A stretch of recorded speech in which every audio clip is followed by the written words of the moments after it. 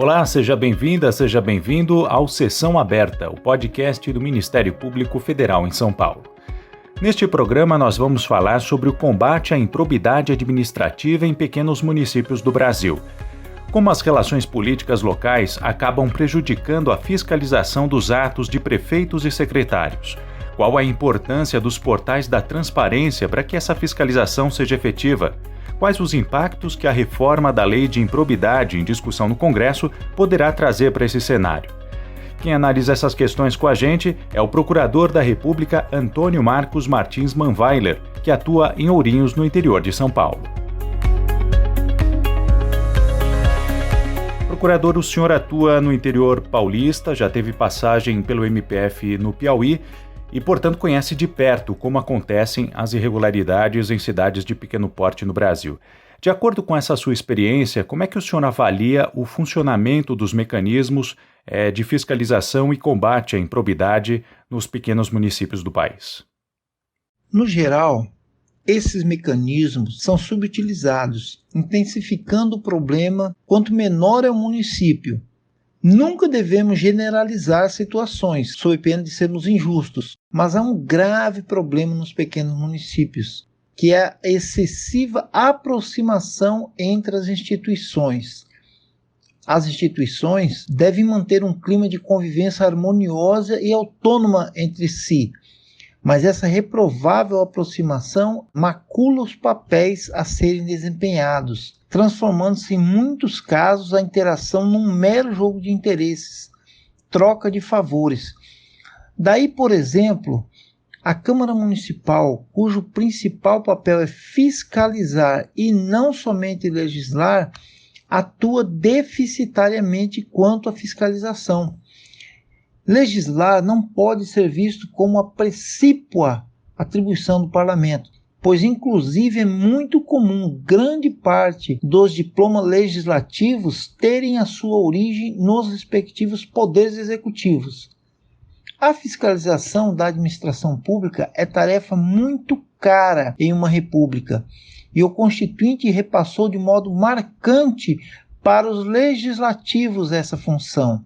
Então, em locais em que as câmaras municipais passam a ser quase que um anexo do executivo municipal, praticamente deixa de existir fiscalização. Nesse caso, o legislativo passa a ser um legitimador ou homologador das ações oriundas do poder executivo. É comum, tão logo um prefeito inicie um novo mandato, alguns vereadores já assumirem pastas no executivo local, sendo por vezes dispensados episodicamente para voltar ao parlamento apenas para participar de votações de interesse do chefe do executivo. Essas e outras movimentações, diriam alguns, faz parte do tabuleiro político. Realmente, faz mesmo, mas deveria ter limites éticos, pois de forma exagerada com que é utilizada, acaba resvalando em uma ingerência de um poder, no caso executivo, na agenda do outro, o legislativo, comprometendo em muito o importantíssimo papel da Câmara de fiscalizar a administração local. Na sua análise, o que seria necessário para o fortalecimento do combate à improbidade em cidades menores? Não há como fugir da realidade de que mudanças realmente significativas não vêm por meio de leis. Fazer leis, embora tenha alguns requisitos procedimentais, havendo uma prévia costura entre os interessados, torna o processo relativamente fácil, mas mudanças reais e impactantes passam necessariamente por um sopro de renovação na postura da própria sociedade.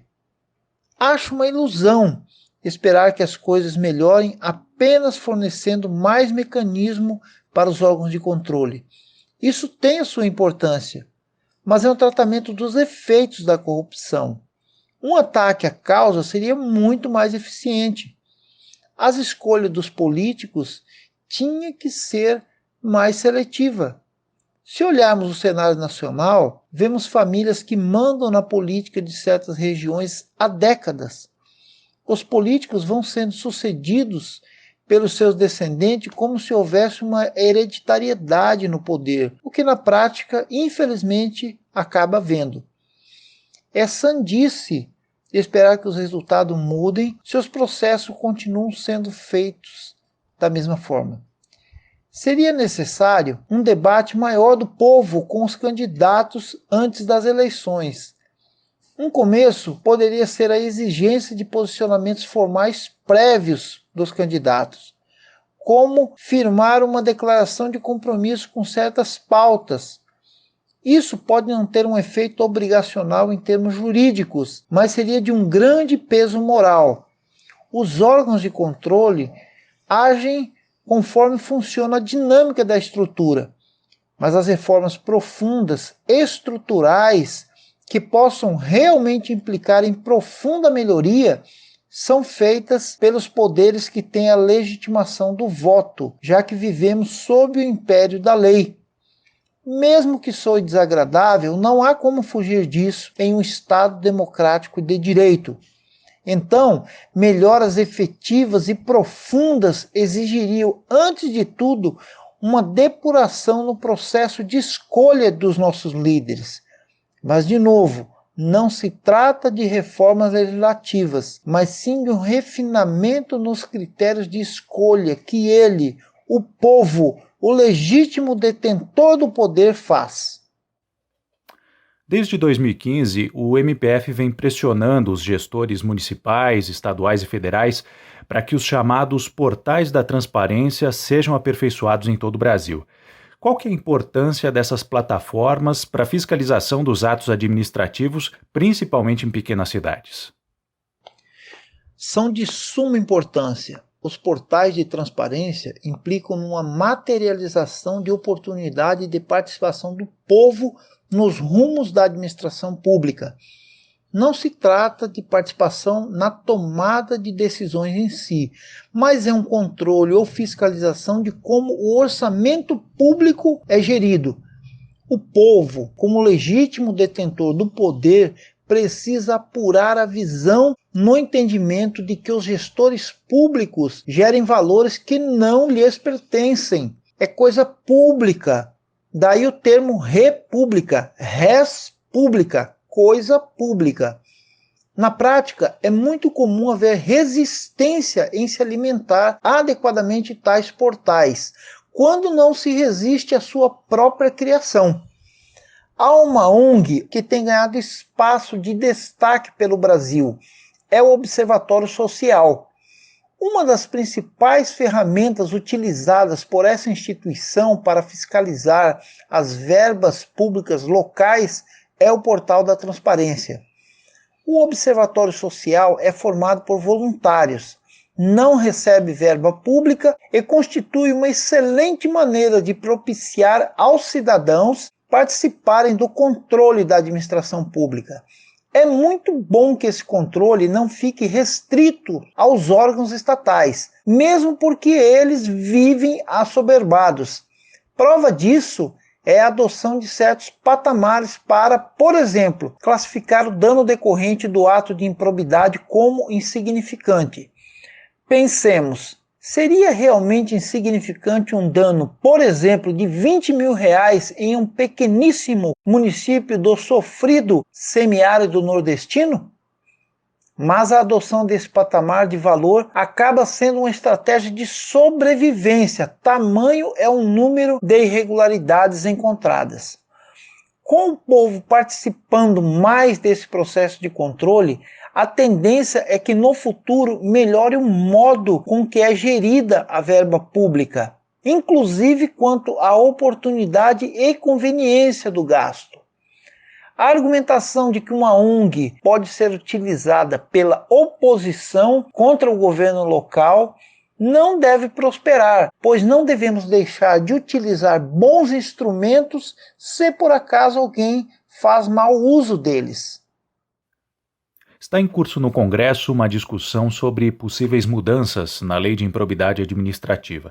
Segundo quem defende essas alterações, a lei atual contém dispositivos que possibilitam uma responsabilização exagerada de prefeitos, secretários municipais e outros agentes públicos que acabam se vendo de mãos atadas em muitas circunstâncias por receio de terem que responder a um processo com base em atos que não são tão graves assim ou até mesmo não são irregulares. Qual que é a sua análise sobre essa discussão? Inicio falando sobre a necessidade de uma autocrítica do Ministério Público. Realmente, a atual lei de improbidade administrativa, especialmente em seu artigo 11, tem um rol de termos bastante abertos, de conteúdo indeterminado, o que será colmatado pelas peculiaridades de cada caso. Mas o meio de seleção para membro do Ministério Público Federal é um dos mais exigentes do país. Então, é de se esperar que um membro dessa carreira tenha discernimento suficiente para aplicar esse artigo com a contenção necessária. Todo exagero é prejudicial. Qualquer instrumento que seja utilizado sem critério acaba caindo em descrédito. A utilização da lei de improbidade administrativa para qualquer tipo de irregularidade é um excesso a ser evitado a todo custo, sob pena de banalização do que constitui ato de improbidade administrativa. Cito um exemplo concreto que chegou a mim de evidente exagero. Embora não seja na área da improbidade, revela o uso de mecanismo de forma equivocada. Isso ocorreu no estado do Piauí. Foi requisitada uma investigação policial por não ter havido resposta a um ofício expedido no âmbito do Ministério Público do Trabalho. Um único ofício não respondido. Para mim, é um claro exemplo de excesso. Então, acho que especialmente os componentes do Ministério Público devem ter a sua atuação pautada estritamente pela técnica e também com o exercício de constantes reflexões de autocontenção. Em uma república, não há espaço para salvadores da pátria. Um membro do MP não pode agir de qualquer forma, a qualquer preço, apenas porque entende que há uma boa finalidade a ser alcançada. Na democracia, há os meios corretos para atingir as melhores finalidades. Não é possível que um promotor ou procurador haja impulsionado pelo aforismo de que os fins justificam os meios. Daí, em se adotando essa distorção, começa a haver um perigoso flerte com uma espécie de autoritarismo. E esses exageros que o senhor aponta seriam uma das razões para esse debate sobre as mudanças na lei, né? Como essa reforma pode afetar o combate à improbidade caso seja de fato implementada? Poderá trazer sérios prejuízos à persecução de atos de improbidade. No projeto de lei 10.887/2018, há previsão de um dispositivo que exclui a ocorrência de ato de improbidade no caso de ter havido ação ou omissão decorrente da interpretação razoável de lei, regulamento ou contrato. Então, se de um lado há um PL contendo um dispositivo desses, de outro temos a Lei 13.869, a chamada Lei do Abuso de Autoridade, que em seu artigo 30 prevê que comete abuso de autoridade quem for responsável por dar início ou proceder à persecução penal, civil ou administrativa sem justa causa fundamentada ou contra quem sabe inocente. Ora, por exemplo, há ilícitos envolvendo licitações mascaradas, dissimuladas, cuja formalidade aparenta estar correta. Então, iniciar uma investigação sobre um ato, por exemplo, com suspeita de superfaturamento, mas que na sua formatação deu interpretação razoável, seja à lei, ao decreto ou ao contrato, pode resultar em problemas, não para o investigado, mas para o investigador. A justa causa, que é o lastro probatório mínimo para, por exemplo, o ajuizamento de uma ação de improbidade, só terá espaço para surgir na medida em que progride a investigação. Então, É o tipo de investigação que pode colocar quem dirige a apuração em sérios problemas, já que ela não iniciará com a justa causa plasmada no procedimento. Ademais, é justamente para se chegar na justa causa que deve existir a apuração. Com a clara existência de justa causa, é desnecessária a investigação, podendo desde logo ser ajuizada a correspondente demanda. Esse é um exemplo da reforma proposta, que talvez não seja mais do que apenas o movimento do pêndulo para o lado oposto.